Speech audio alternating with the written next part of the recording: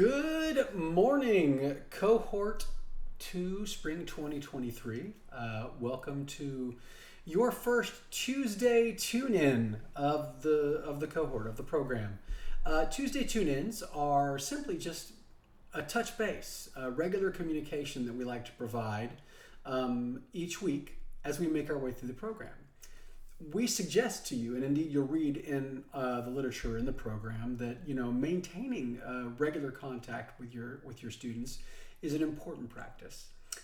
In this way, by providing a little bit of a video contact, if you will, I am personalizing that interaction, right? It's not just a student getting an email or a message in text. They get somewhat of a real human interaction in this case, right? Or at least a representation of that human interaction in a recording. So with that being said, I wanted to talk to you about our updates for today. And we're going to look at three things. We're going to talk about where we posted our orientation video webinar recordings, right? Those recordings that we made, the webinars that we hosted on Monday, and where they are on the course.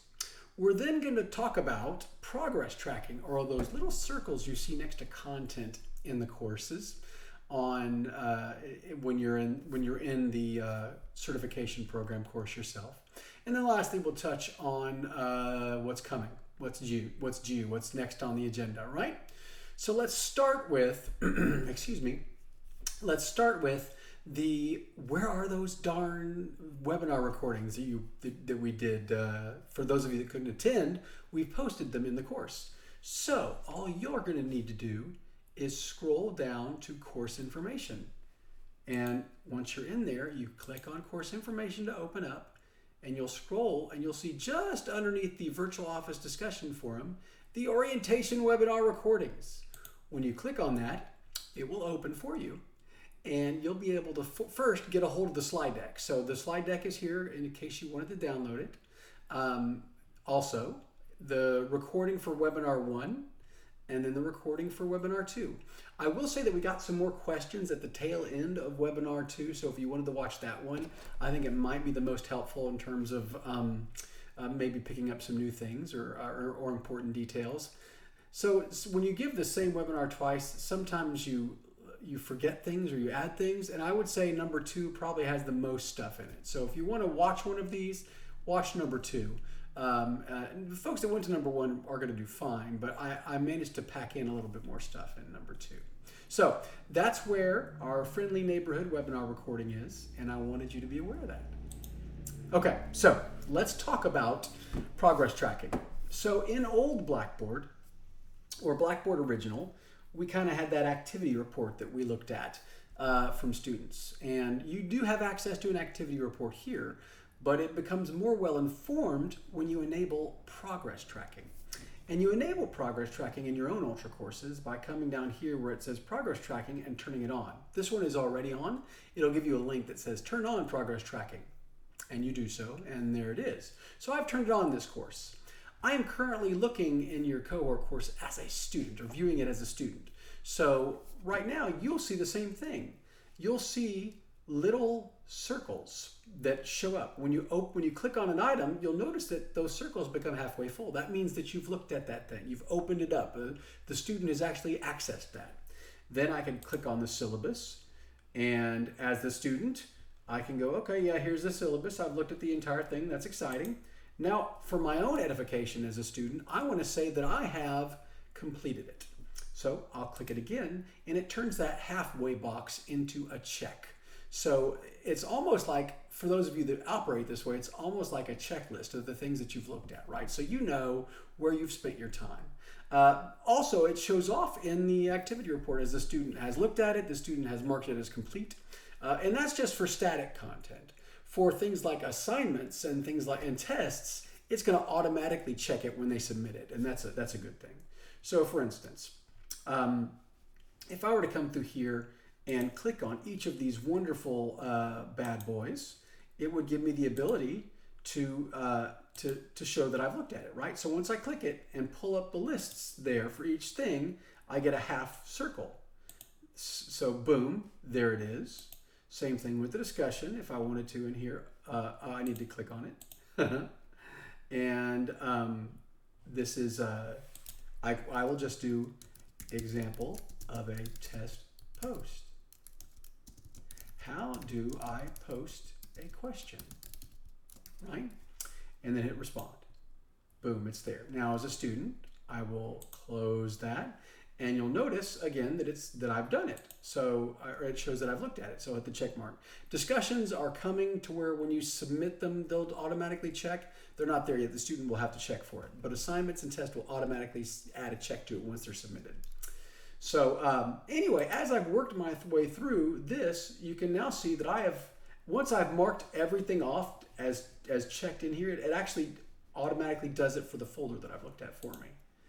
Then I get into the units themselves. Start here. Every one of these that I click on, it will automatically tell me that I have submitted it or not, right? So here I am at the this pre-course check. I can view the pre-course check, scroll in, and come in and mark that I've read the syllabus and hit submit.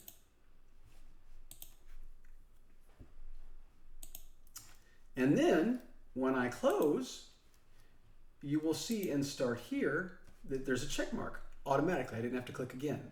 So what this does for me as an instructor is it helps me keep track of what my students have looked at, what they've opened it, how much time they spent in there, that kind of thing. And I do that in the course activity area in the course, and I can get there a number of ways, but what I'm going to do now is exit out of this wonderful student account. I'm going to save the data. And here under analytics, I can get access to course activity, question analysis, and SCORM reports. So I can access all of those things right here in the analytics area. Course activity is just activity in the course. Question analysis are for assessments, tests. And lastly, SCORM reports are some things like Adobe Captivate and Articulate Studio and some others allow you to create almost like a PowerPoint presentation with built-in questions inside of it that the student can watch and answer as they're doing it. And then as they do it, it generates a report and sends that to your grade book and automatically puts those grades in. At that point, you can generate a SCORM report and see how the interactions have been in those particular things. But most of you will never use this tool, just making you aware of it. So in that course, we've talked about where the wonderful webinar recordings are here under course information. Then we've talked about the progress tracking in student view. I'm an instructor view, so I don't have it now. I also want to now talk about what's coming up, right? What are the next things? What are the things that are coming up is due for you in the program? So I will click on calendar, and I can then look at. I see there's 3 dots here underneath 9. That lets me know that I've got something coming. Or I can click on due dates. It gives me access. So this Thursday, by 10 p.m., you need to have completed the pre-assessment activity, the pre-course check, and the introduce yourself discussion, right? And then Sunday, which is our next set of due dates, will be our first module. That will be module 1 under modules, where you'll do your self-assessment workbook assignment, the journal assignment, and your course description assignment. So that's that. I have enjoyed thus far looking at your wonderful things that spark joy in your introductory discussions, your images that you've added in there. I thought those have been great. I hope that you continue to interact with each other and that you continue to find ways to make your lives easier and better by implementing maybe some practices that you learn from the program or from one of your colleagues who's in the program. So that being said, I really appreciate you hanging out with me on this Tuesday Tune-In, and I look forward to talking to you again next week, where we talk about where we've been and some best practices and take a look at where we're going. So take it easy. Have a good rest of your week.